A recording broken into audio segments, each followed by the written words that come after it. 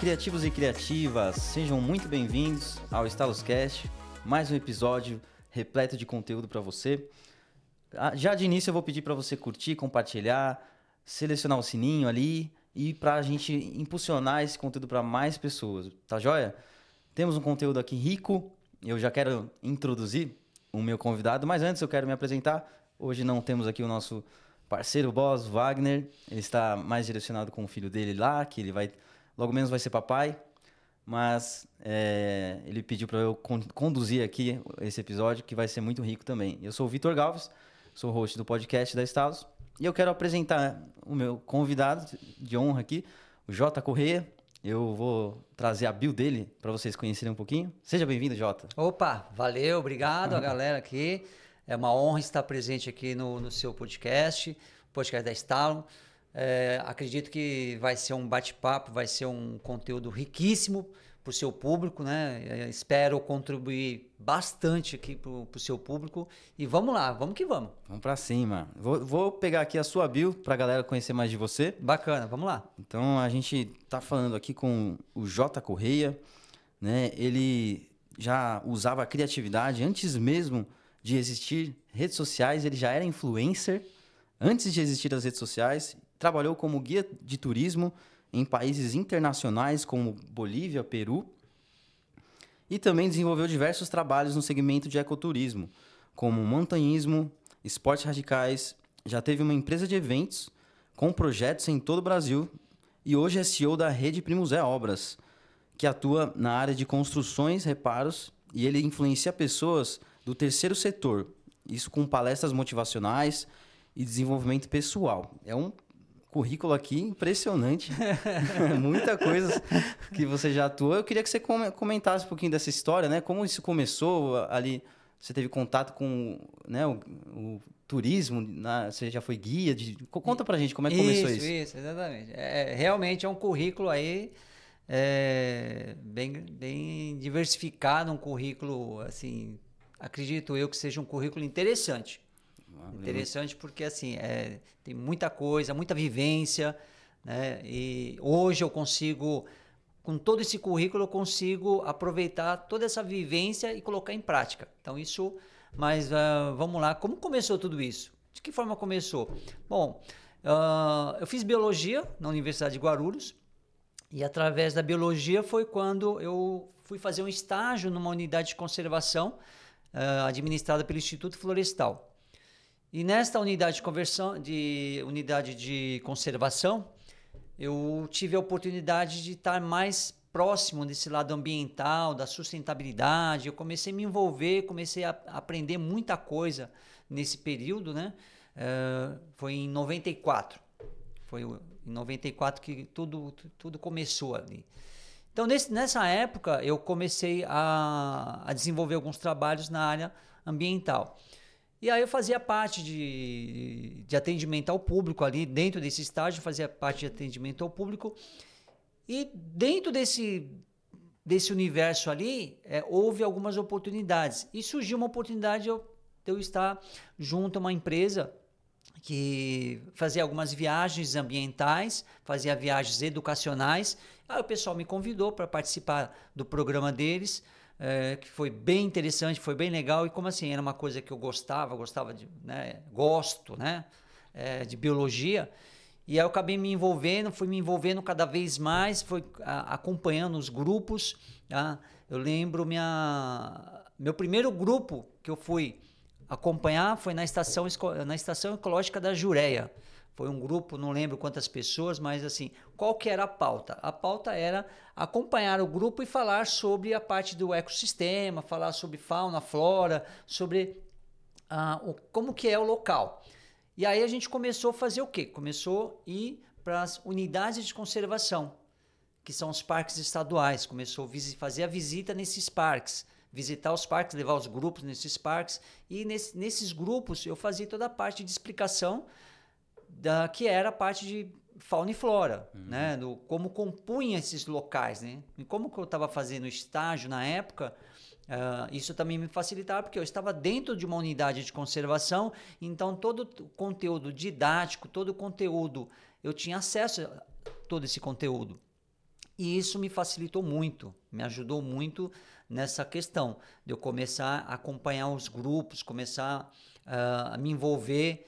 E aí foi surgindo novas oportunidades, foram surgindo novas situações. Eu comecei a me envolver mais no setor, comecei a conhecer outras pessoas, comecei a conhecer agências de ecoturismo, operadoras de ecoturismo, comecei a conhecer o pessoal que era guia, montanhistas, pessoal que escala. Então, e aí eu comecei a me aprofundar mais nesse segmento. Foi aí que eu comecei a participar também dos enduros a pé, do corrida de aventura. Que Então, legal. assim, Nesse ambiente, então, você começou a ser guia, né? Utilizou a sua formação de biologia, já tinha um conhecimento legal. E ali você começou a fazer guia para envolvimento na natureza, no ambiente, né? Mas como é que foi esse link internacional, né? Você já era guia no Brasil, você começou a fazer guia no exterior. Como é que funcionou essa transição? Essa transição foi assim, eu já estava com uma experiência, já estava com uma bagagem de muitas viagens, de fazer muitas viagens de ecoturismo na época. Eu acompanhava, eram diversos lugares que a gente ia, por exemplo, Serra da Bocaina, que é a Trilha do Ouro, tem a Parque Nacional da Serra dos Órgãos, que é a travessia Teresópolis, Petrópolis-Teresópolis, que é uma travessia assim, muito conhecida pelos montanhistas. Né? O pessoal que é da área conhece bem esse local. E aí eu comecei a visitar vários lugares, acompanhar grupos, e aí você começa a ter mais contato com as pessoas, e aí surgiu a oportunidade, né, numa dessas viagens, surgiu uma oportunidade de acompanhar um grupo ao Peru. Né? Então eu fui acompanhar um grupo, foi uma primeira viagem, foi uma expedição, né, que a gente chamava expedição mochileiro, né, uma expedição ao Peru. Que o objetivo da viagem era o quê? Era fazer a trilha Inca, era percorrer a trilha Inca e chegar em Machu Picchu pela trilha Inca. Então tinha todo um percurso ali, foi uma viagem com várias situações que acontecem, né, que a gente... viagem de mochileiro. Viagem assim, tem uns perrengues, tem um monte de coisa que acontece no meio do caminho que a gente vai aprendendo. E a cada viagem, a cada grupo, você vai conhecendo pessoas, você vai tendo contato com o público, vai surgindo novas situações. Então, teve esse contato com o público, o primeiro contato que eu tive com o público para o Peru, que eu conduzi um grupo, coordenei a viagem, e lá você contrata um guia local para conduzir o pessoal para poder o conteúdo ser mais rico. Porque, assim, mesmo tendo conhecimento, ter estudado sobre o Peru, ter estudado sobre os locais, mas quando eu fui, a primeira vez eu peguei um guia local para que eu pudesse percorrer todos os locais com muito mais tranquilidade e ter todos acesso às informações. Porque a informação que eu tinha na minha cabeça não era o suficiente. Você estava formando uma base para ser um profissional internacional ali. E aí a partir dessa primeira eu comecei a desenvolver outros grupos, né, visitar outras vezes ao Peru. Né? Então, e uma das vezes que eu fui, foi onde eu conheci a minha atual esposa. Então, foi numa dessas viagens que eu fui para o Peru, uma dessas viagens que aconteceu, eu estava conduzindo um grupo, e aí foi onde eu conheci minha esposa. Né, que hoje ela participava da sua guia, você guiava o grupo e ela... eu estava conduzindo o grupo e ela fazia parte desse grupo, desse grupo que eu estava, que eu estava conduzindo. Isso foi no Peru? Isso, exatamente, isso foi no Peru. Né? Então a gente percorreu, então foi uma viagem de mais ou menos 20 dias, né, que foi uma viagem que era uma expedição. Então uma viagem que você faz desde da Bolívia, entrando pela Bolívia, indo para o Peru, com transporte terrestre, né? Então a gente fez parte tudo terrestre. Pegamos o trem, que é o famoso trem da morte, né? Lá em Corumbá, né? No Mato Grosso, atravessamos a fronteira, vamos para a Bolívia, Santa Cruz de la Sierra, subimos para La Paz, Bolívia, entramos, fomos para Copacabana, né? De Copacabana atravessamos a fronteira da Bolívia com o Peru, entramos dentro do território peruano e seguimos para Cusco. Em Cusco era a nossa base, onde a gente percorria os locais, os pontos de visitação. E aí onde a gente tinha o tempo de também, tinha que se aclimatar. Né? Você tem que chegar lá, não dá para você chegar e já ir direto fazer a trilha Inca, não tem como fazer isso. Mas você precisava de equipamento para fazer isso? Sim, precisa. É necessário alguns equipamentos, é necessário... de aclimação, né? Porque é o que acontece. Quando você vai fazer uma viagem dessa, não dá para você simplesmente pegar, marcar a viagem e vamos embora. Uhum. Na época tinha menos informação do que hoje. Hoje nós temos o quê? Nós temos um Google, né? Temos aí um Google que tem uma facilidade aí para você pesquisar tudo. Então, na época não tinha. Né? A gente não tinha tanto acesso à informação como tem hoje. Então, o que acontece? Eu fazia uma reunião com os participantes, explicavam todo o trajeto, ponto a ponto, o que eles tinham que levar, que tipo de roupa que tinha que providenciar, calçado, qual a mochila mais adequada para esse tipo de viagem. Toda a logística da viagem, eu fazia toda a explicação antes da viagem, para que a pessoa não tivesse também a situação de ter que levar algo a mais, porque é peso, é carga que você fica carregando. Então a gente fazia o quê? A gente fazia uma reunião para explicar sobre a viagem algum tempo antes da viagem, para que as pessoas se preparassem e pudessem comprar também esses materiais, equipamento, o que era necessário para esse tipo de viagem. Uhum. Porque eram vários dias, né? Era uma viagem. Então, a última viagem que eu realizei, a gente passou o Réveillon na Trilha Inca. O Ano Novo. O Ano Novo. O Natal, a gente passou o Natal em Copacabana, numa cidade boliviana, né? Às margens do lago Titicaca. E o Réveillon a gente passou na Trilha Inca. Caramba, que legal. Então, primeiro dia 1º de janeiro, primeiro dia, o Réveillon, a virada, a gente passou na trilha e no dia 1º a gente estava na famosa Machu Picchu. Caramba. A gente estava com aquela vista muito famosa, conhecida, né? Então a gente chegou no platô, no mirante, que você avista Machu Picchu do alto. Então ali a gente chegou no dia 1º. Em Machu Picchu, nesse pico maravilhoso ali, como é que foi esse momento ali? Você estava sendo guia, né? Eu estava conduzindo, né? Porque esse tipo de viagem é assim, você mais coordena a viagem do que você é o guia necessariamente. Entendi. Então você está mais coordenando a viagem porque você tem que organizar tudo. Então você tem que providenciar tudo para as pessoas, coordenar tudo. Então, vamos... o café da manhã, o almoço, a hospedagem, os pontos de passeio, os pontos turísticos, transporte local, você tem que organizar tudo. Então, é uma logística relativamente grande, né? Porque são vários dias esse tipo de viagem. Né? Você consegue ir para o Peru, fazer uma viagem muito mais tranquila, em pouco tempo, você pega um avião, passa alguns dias e volta. Mas o objetivo dessa viagem era uma expedição, eram vários dias e era uma viagem toda terrestre, a gente não pegou voo, e de volta. Por isso que ela era vários dias. Então, seu foco maior ali é mais profissional mesmo, para não ter problema, né? Isso, para que a gente não tivesse nenhum problema, porque assim, eu já tive ocasião em viagens pela Bolívia, que a gente pegou greve na Bolívia, então a gente foi obrigado a ficar no hotel e não podia sair na rua.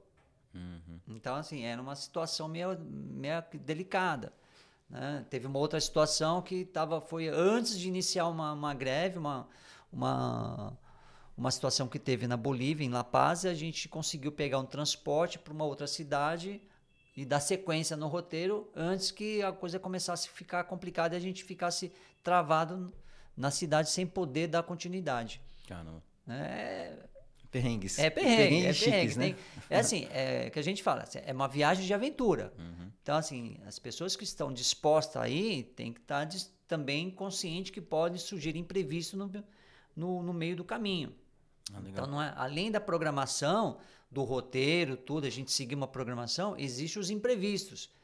né? Você chegar, por exemplo, a gente pegou o trem que vai na Bolívia ali em Porto Quirraro, de Porto Quirraro até Santa Cruz de la Sierra. Esse trajeto a gente fez de trem. Chegamos ali, não tinha trem, estava de greve. Aí ficamos 2 dias ali na fronteira do Mato Grosso, né, em Corumbá, esperando a liberação para a gente conseguir ver se tinha trem para a gente conseguir dar sequência na viagem. Então, assim, são imprevistos que podem surgir e você tem que ter uma folga aí na sua agenda. E como é que funcionava isso? Porque, no caso, você era guia, mas você tinha um suporte, né? Tinha empresas te ajudando. Como é que funcionava isso? Né? Tem até a questão do maquinário que você usava, dos equipamentos que você usava. Como as empresas, você tem a questão de ser influencer, né, de algumas marcas nessa época, né? Porque, né, o influencer que nem existia, né? Não existia. Não existia esse termo. Esse termo é um termo bem recente. É uma coisa muito louca, porque assim, a gente era influencer, era influenciador, mas não tinha consciência do que era ser um influencer. Porque hoje em dia é muito comum você, né, por exemplo, hoje eu sou um influencer de uma marca, né, mas tenho consciência disso. Antigamente eu era influencer e não sabia o que era ser influencer, não tinha essa noção. Então, assim, eu era influencer por quê? Eu influenciava, eu dava todo um suporte para o pessoal que fazia as viagens, quais são as marcas que ele utilizava, quais são os equipamentos que ele precisava para a viagem. Então, eu dava todo esse suporte, toda essa orientação para as pessoas em viagem. E, em contrapartida, o que acontecia? Algumas marcas cediam roupa, mochila, calçado. Então, a gente vestia, né? Vou dar um exemplo aqui. Por exemplo, a Curtulo. A Curtulo é uma marca que fabrica mochila, né? Na época tinha as roupas, né? Para esse segmento do esporte de aventura, né? Do ecoturismo. Então eu usava a mochila da Curtulo, porque é uma mochila mais voltada, né, para esse tipo de situação. Então ela é mais resistente, o tipo de material, o peso, a carga que você vai carregar, né? Então ela é um equipamento, né? Que a gente falava assim, ela não é uma mochila, ela é um equipamento, né? O calçado. Então você usava um calçado específico porque você andava muito tempo, né, pela trilha, cachoeira, subia morro, descia morro, e corda, isso e aquilo. Então, assim, para você conseguir ter domínio dessas coisas, você tinha esse suporte.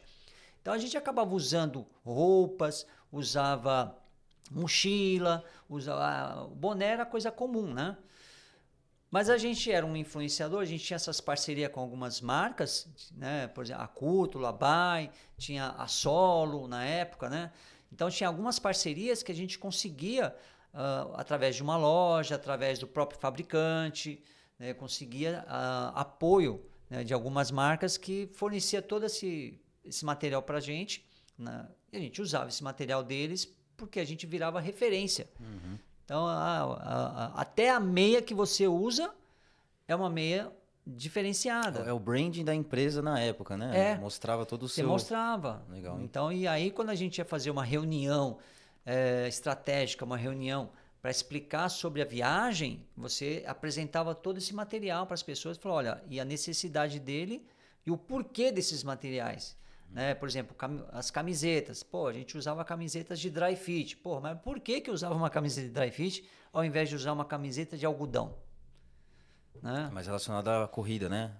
Porque o algodão ele fica molhado, não tem essa questão da transpiração. Sim. O dry fit não. Ele molha, é leve, o corpo tem a transpiração do corpo ali, você está caminhando, então ela seca rápido. É diferente do algodão, que você fica às vezes com a mochila, com as costas toda molhada. Sim. Né? Mas nesse ponto, né, como é que foi esse aspecto de você estar sendo guia, né? Você trouxe a questão do ecoturismo, né? Porque tem muito mais além do guia, né? Você tem outros tipos de eventos aí relacionados a um setor todo, né? Sim. E como é que você... Eu sei que você trabalhou com vários outros tipos de eventos, tanto é que a gente já trabalhou em eventos, né? Isso. No passado. Foi por isso que a gente se conheceu. Exato. Mas a questão é como é que você se envolveu com esses eventos? Como é que foi esse relacionamento no setor de eventos, né? Do guia, dessa parte de... A transição, né? como é que foi essa transição? Como aconteceu essa transição do ecoturismo para os eventos? Isso, exato. Né? Como que surgiu isso? Né?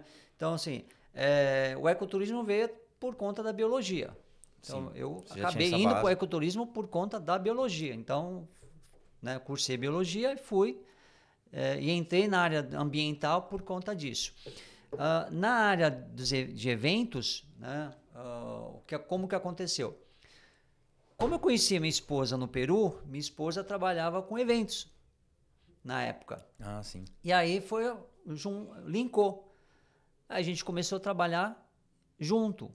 Ela me chamou para um evento, me chamou para fazer dar um suporte para ela num evento que ela fez. É um evento grande, né, relativamente grande. E aí ela viu e falou, não, tem futuro aí. Tem condição.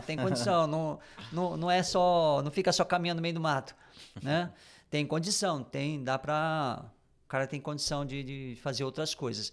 E foi a partir daí que a gente começou a trilhar outros caminhos. Eu desenvolvendo a parte de esportes de aventura dentro da área de eventos, que aí ela desenvolvia a parte de eventos, que era a parte de projetos e montagem de estandes, que são as feiras. Entendi. Então, ela cuidava dessa parte e eu cuidava da parte de turismo. Então, turismo corporativo. Que eu implantava o quê? A parte de esportes de aventura dentro das empresas. Então, por exemplo, o que eu fazia?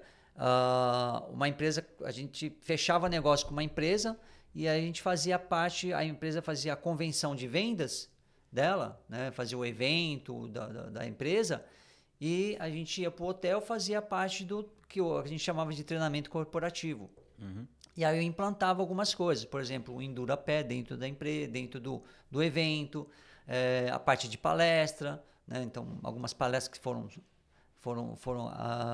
surgiu, o que aconteceu, né? Dentro dos eventos, mas a parte do ecoturismo eu introduzi dentro desse segmento. Segmento de eventos. Do segmento de eventos. Corporativo, né? Corporativo. Então, a empresa, algumas empresas que a gente prestou serviço, por exemplo, a NET, a Hipercard, a Saraiva, a Editora Saraiva, a Universidade Federal, que foi em Brotas, a gente foi lá, montou um circuito, a gente foi para um hotel, o pessoal ficou no hotel, teve a parte da convenção, a parte de treinamento deles, e aí a gente entrou com a parte de treinamento da parte de esporte de aventura. Então eu montei um circuito no hotel para desenvolver isso e aconteceu.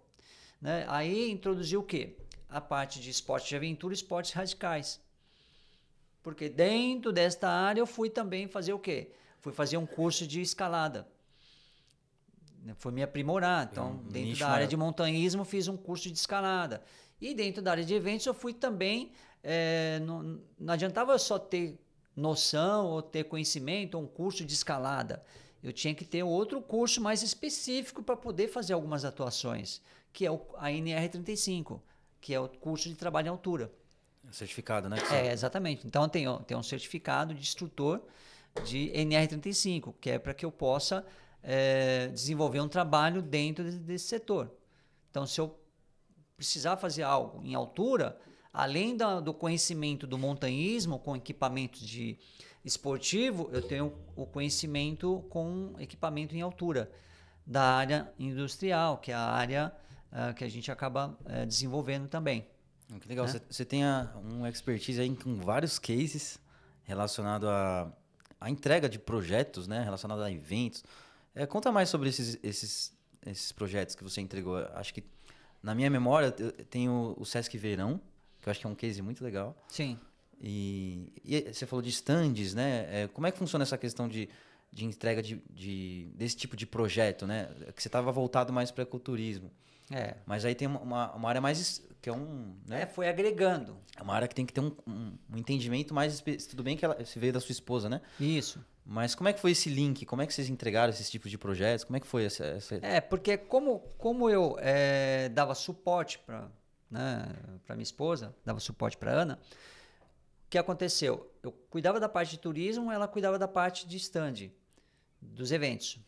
Mas eu comecei também a migrar, né? Não ficar só exclusivamente na parte do eco, na parte de esporte de aventura, não ficava só nessa parte. Eu comecei também a dar suporte para ela na parte operacional, dos projetos de stand, os projetos. Aí teve o Sesc Verão, foram vários que foram feitos, né? Alguns fora de São Paulo, né? Ia viajar, aí coordenava toda a montagem, toda a produção. Em São Paulo, a gente teve vários eventos do Sesc, em algumas unidades, né? A gente desenvolvia o projeto, né? O projeto era do Sesc. Certo. O projeto, nesse caso, o projeto já era do Sesc, a gente fazia a execução De um projeto. do projeto. E o Sesc é um órgão, é um público, né? Como é que vocês faziam esse link corporativo, né? Era através de licitação. De sistema de licitação? Era através de uma licitação que você conseguia fechar o negócio. Ah, sim. Né? Você não fechava, ligava oferecendo serviço. Uhum. Né? É diferente do corporativo que você faz o telemarketing e desenvolve um projeto. No caso do corporativo, você desenvolve um projeto. A empresa que vai participar de uma feira, então a gente ligava para fazer o marketing, ligava para as empresas e aí o que acontecia? A gente fazia o quê? O projeto para ele participar da feira, o projeto do stand.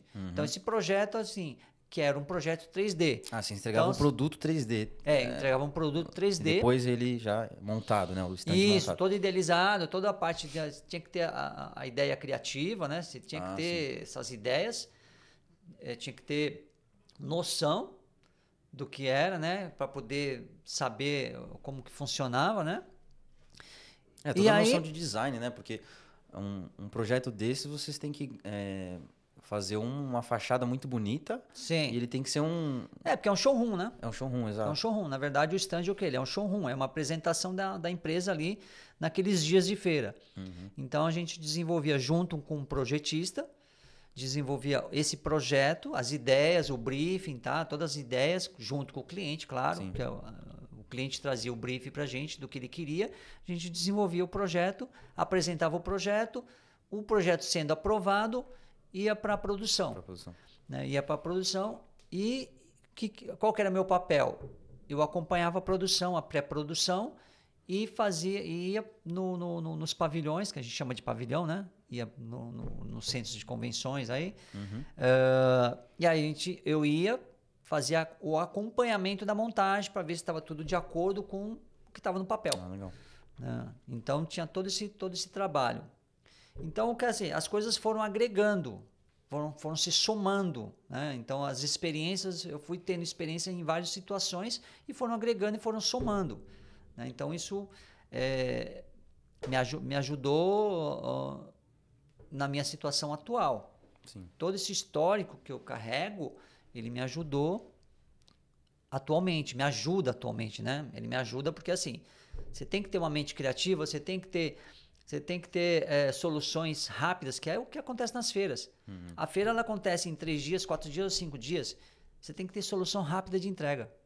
Então, você tem que ter um pouco de agilidade e resolver o problema. Porque na hora que o stand está ali tudo pronto, resolvido, tudo funcionando, a feira já está rolando a feira, ninguém sabe dos BO que acontecem antes, Muito bastidores, né? Os bastidores, ninguém sabe dos bastidores. O cenário está pronto, mas e os bastidores? Né? Como que aconteceu para tudo aquilo ficar pronto dentro do prazo? Então, muitas vezes é assim, a gente ficava até tarde, aumentava a equipe para conseguir atender a demanda do prazo. Então, assim, era uma situação assim. E você acaba lidando constantemente com adrenalina.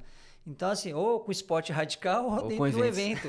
Adrenalina... Tá sempre na adrenalina, tá sempre lidando com adrenalina, constante. Mas nesse caso, você trouxe essa questão dos bastidores, né? Realmente é desafiador ali entregar eventos. Eu já trabalhei com você em eventos, eu sei como que é a correria, né? E aí a responsabilidade, né? Então, mas conta um pouquinho pra gente como é que essa fase você enfrentou esses desafios, né? A gente teve aí a pandemia também. Como é que foi essa transição aí com esses eventos para a pandemia? Como é que vocês lidaram com isso? Como é que foi esse trajeto aí? A pandemia foi uma coisa assim muito complicada, porque muitas empresas quebraram, muitas empresas pararam de trabalhar naquele período, e aí ficou uma coisa assim, muitos conhecidos, muitos amigos dentro desse setor, os caras ficaram desesperados, porque assim, não tinham o que fazer. Por exemplo, o ecoturismo, acho que já, até antes da pandemia, já estava caindo um pouco, né? Sim, sim. Eu peguei uma época que foi uma época muito boa do ecoturismo, que na época a gente não chamava de ecoturismo. Na época a gente chamava de turismo ambiental. O que é ecoturismo, né? Só para exatamente. O ecoturismo é a prática do turismo na natureza. Sim.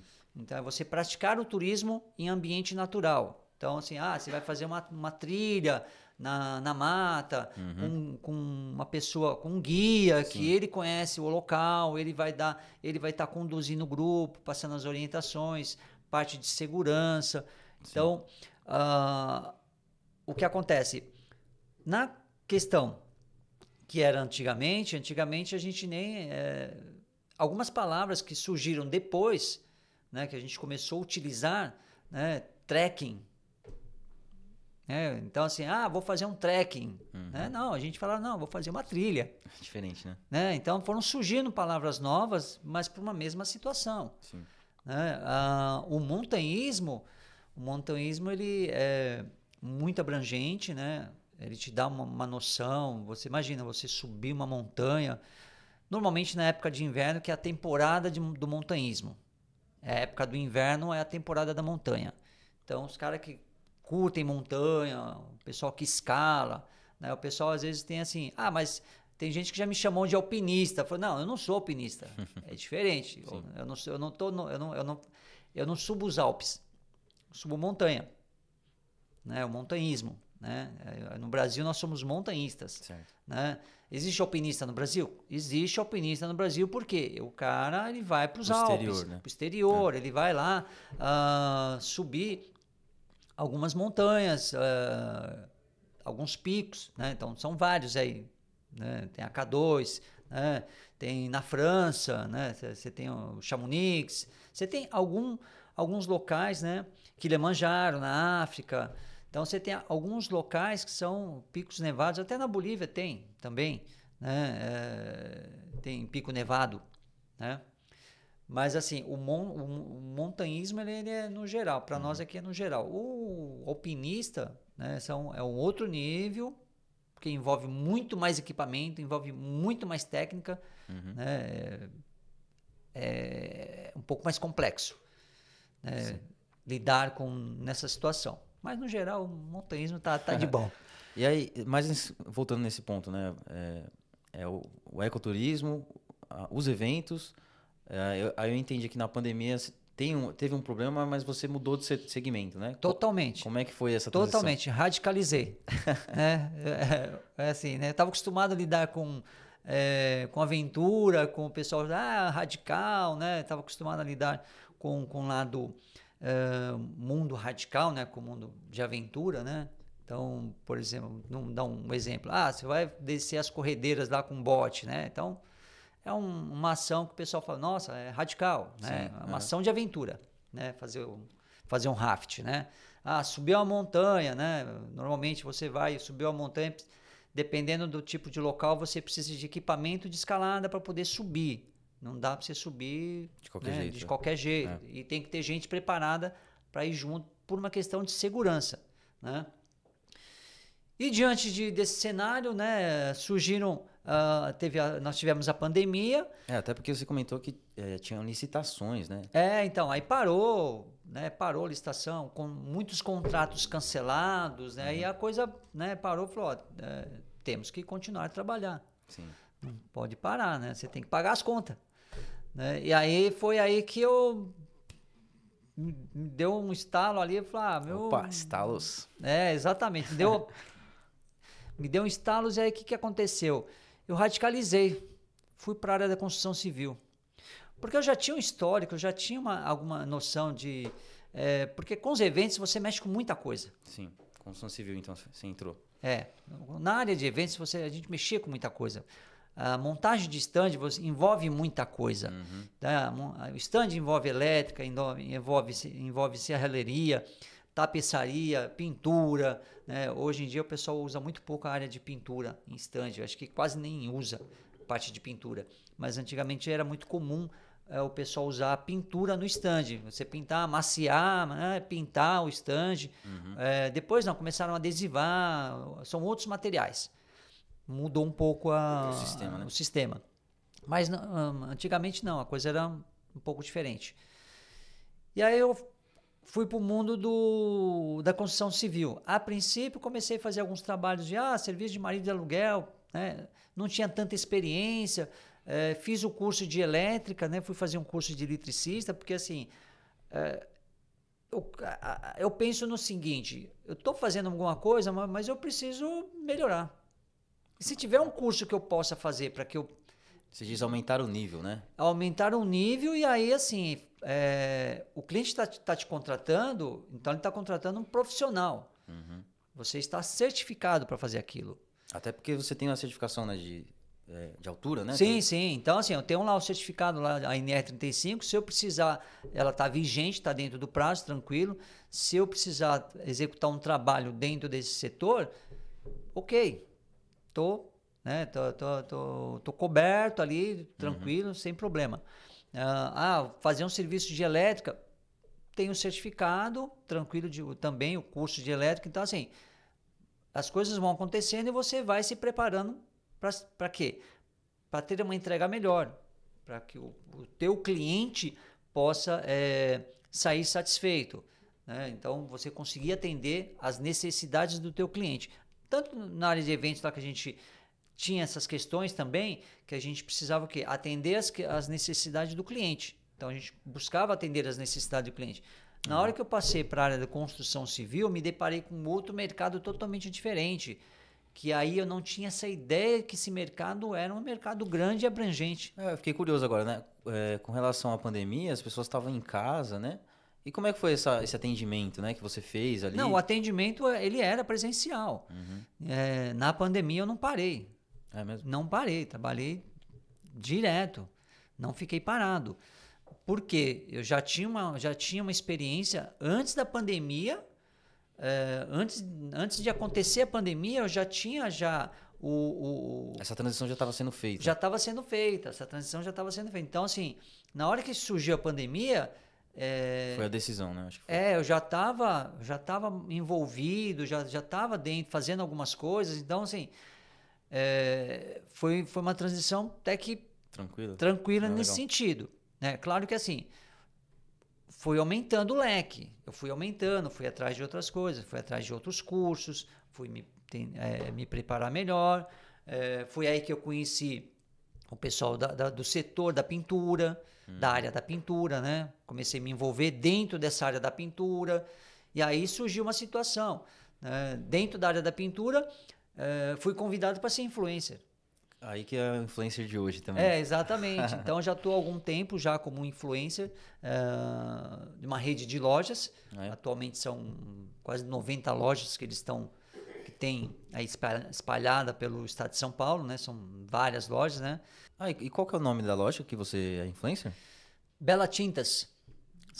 É uma rede de loja. Atualmente eles estão, acredito aí, são aproximadamente 90 lojas ou mais, né? Então é uma rede até que relativamente grande, né? Então eles me convidaram para ser influencer através de um projeto que eles tinham dentro dessa situação de influência. Aí me tornei influencer. Hoje sou influencer, mas com outra configuração, que até então no passado eu não tinha essa noção de o que era influencer no passado. Hoje eu sou influencer. Lá no passado eu era influencer, mas não usava esse termo influencer. Né? Eu influenciava pessoas. De marca, né? Eu influenciava pessoas. De pessoas, né, também. Exatamente. Então, eu influenciava pessoas. Hoje, da mesma forma, eu influencio pessoas de uma forma positiva. Por quê? Eu sou influencer de uma marca, né, de uma loja de tinta que vende produtos para o setor de tinta, né? Para o mundo das obras. Né? O pessoal que vai pintar um apartamento, vai pintar uma residência, vai pintar um local comercial, não importa, vai fazer uma reforma ali, precisa do pintor, do eletricista, precisa de mão de obra. Então, assim, é uma referência. E aí, o que acontece? Dentro desse setor que eu comecei a desenvolver essas coisas, eu também, como eu sou uma pessoa que eu não paro... Deu para perceber. Não paro. Eu fui fazer um curso de empreendedorismo. Aí eu fiz um curso de empreendedorismo e aí nesse curso caiu algumas fichas. Que é o relacionado ao Sebrae ou... Isso, exatamente. Eu fiz um curso no Sebrae, que é o Empretec. O Empretec. E no Empretec caiu uma ficha assim na minha cabeça que eu entendi algumas coisas e entendi quem eu era.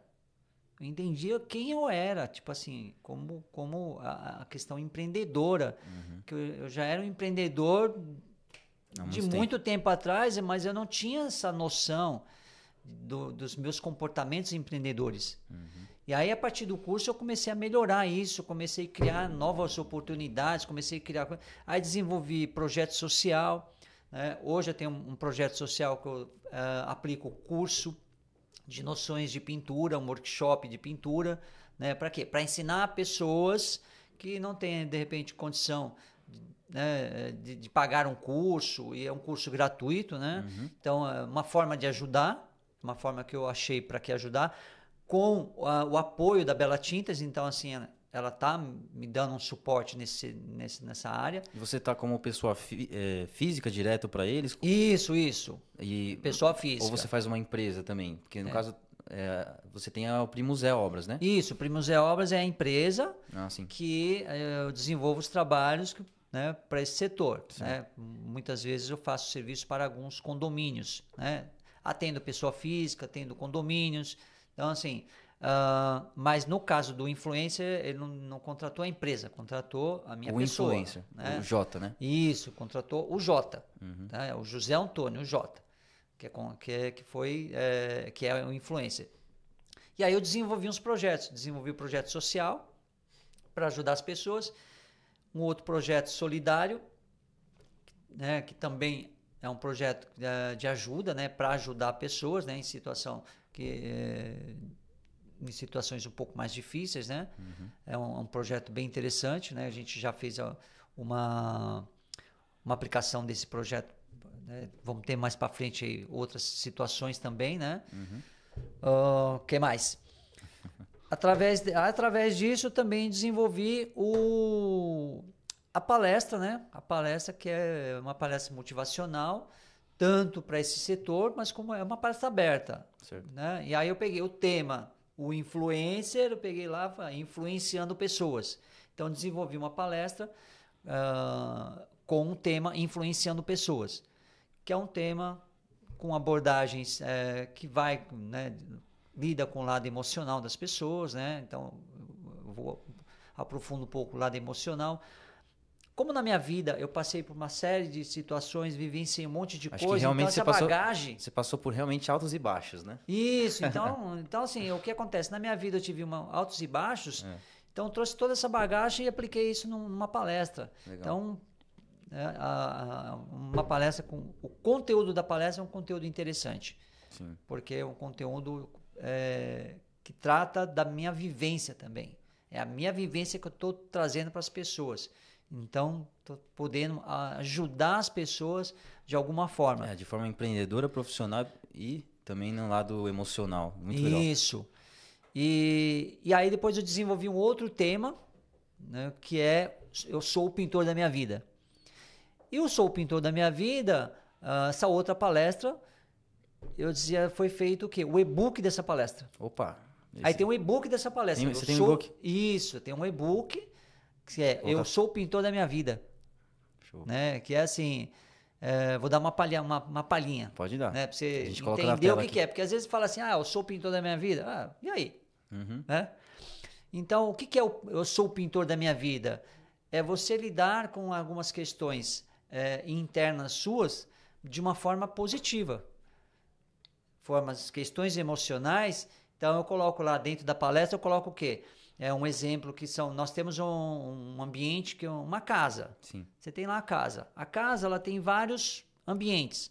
Tem um dormitório, você tem a sala, você tem Os cômodos, né? os cômodos da sala. O ser humano também tem.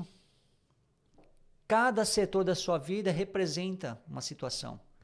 Então, a sala, nós temos o quê na sala? Nós temos um ambiente de quê? De você convive com as pessoas, onde você coloca uma TV, onde é a sua convivência. Você está na cozinha.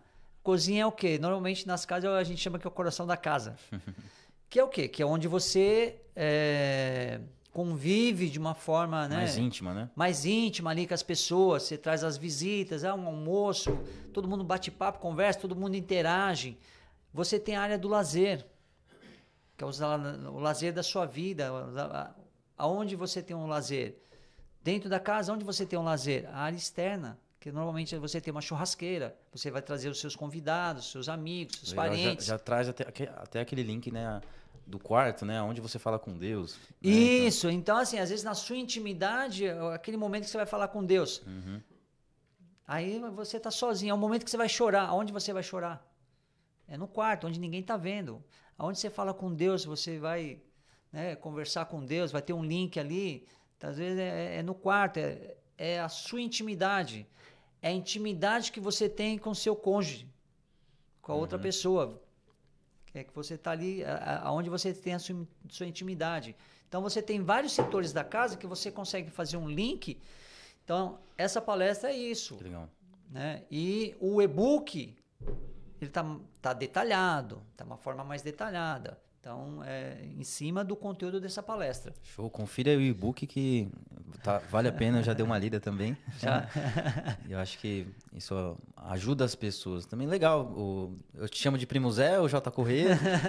Então, você sabe que é uma situação assim, cada lugar você tem um nome. É muito comum as pessoas terem isso. Tem gente que me chama de Jota, tem gente que me chama de JA, tem gente que me chama de José, tem gente que me chama de Zé, tem gente que eu chego, lá o primo, né? O Primo Zé. O Primo Zé acabou se tornando Primo Zé, a empresa Primo Zé Obras, porque eu era o primo que fazia as coisas. Sim.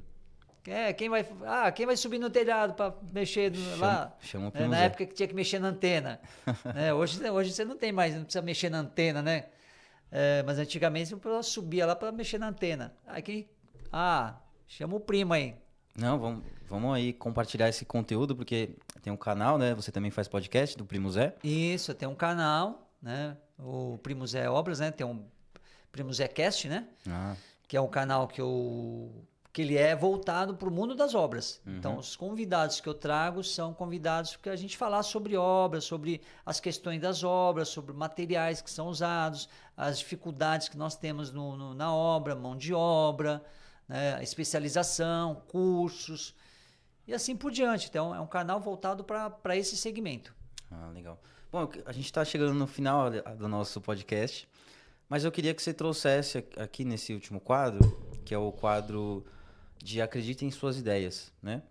Eu acho que você trouxe uma bagagem, uma trajetória assim rica, né? Você teve altos e baixos, literalmente. Você foi para uma montanha, você desceu, você teve vivências que você precisou vencer as barreiras, né?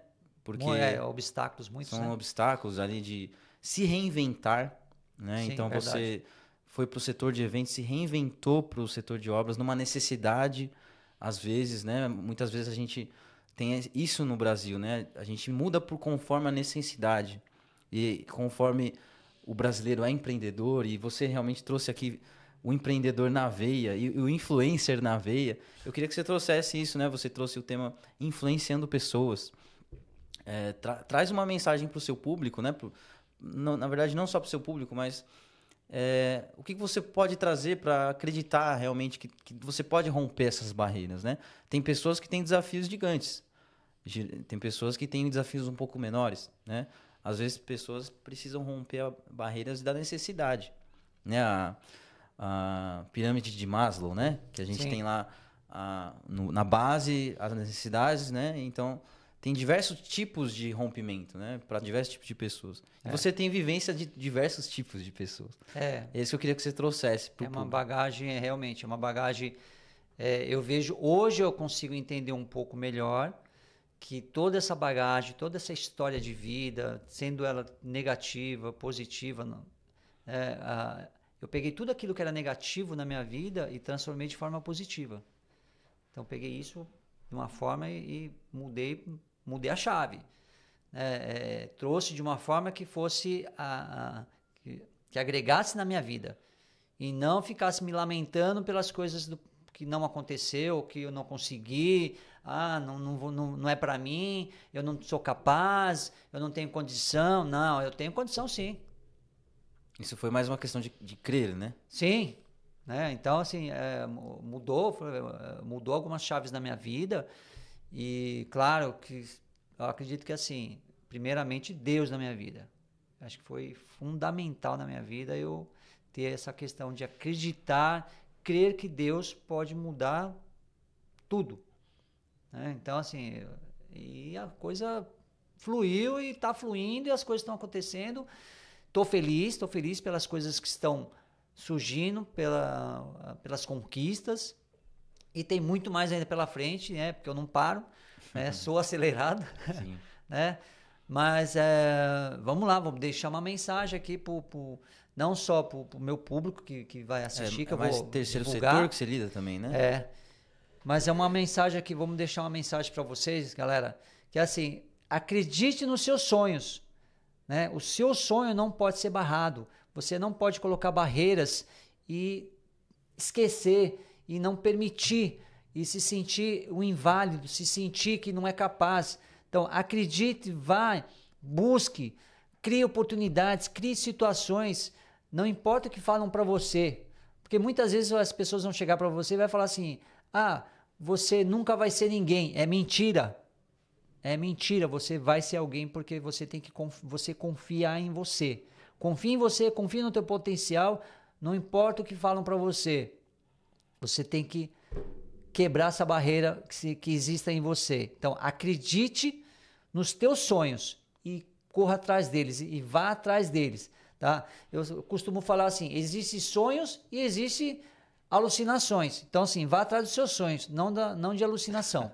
Porque alucinação é complicada, né? Loucura, né? É loucura. Então, assim, tem gente que, eu quero fazer tal coisa. Não, peraí, você está alucinando, você não está sonhando. Tá? Então, crie seus sonhos, faz um planejamento, crie metas, crie objetivos para que você consiga trilhar e buscar isso e conquistar e realizar. Porque senão você vai ficar empacado e as coisas não vão acontecer. Não deu certo? Vai para frente. Muitas vezes a gente fica desanimado. É o que você falou, usar o que não deu certo a seu favor. Ao seu favor. O que não deu certo, ele é história. Uhum.